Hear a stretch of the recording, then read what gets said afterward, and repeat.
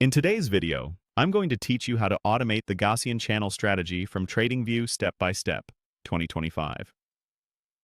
By the end, you'll have alerts sending trade signals through a webhook to your broker or automation bridge, so your strategy can run hands-free. Start by opening TradingView and loading any chart you want to trade. Pick the symbol and time frame that match your plan, since your alerts will follow whatever chart you're on. Once the chart is up, go to the top toolbar and click Indicators. In the search bar, type Gaussian channel, then click it to add it to your chart. Next, open the Gaussian channel settings using the small gear icon on the indicator. Configure the parameters you intend to trade. This is where you tailor the channel to your market and time frame.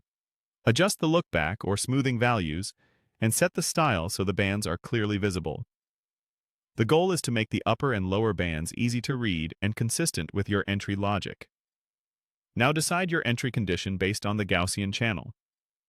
For example, you might choose to go long when price crosses above the lower band, or go short when price crosses below the upper band.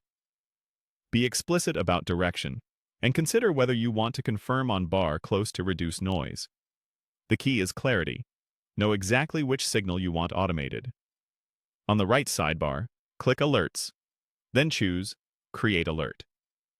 In the Condition dropdown, select Gaussian channel and pick the exact signal that matches your entry rule, such as crossing the lower or upper band. Set the trigger behavior that suits your approach, and add an alert name that describes the rule for easy tracking.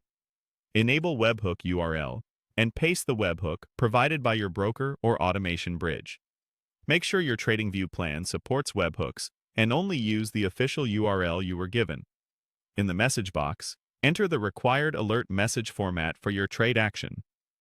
Follow the template from your automation provider precisely. This often includes the symbol, side, order type, quantity, and any placeholders they support.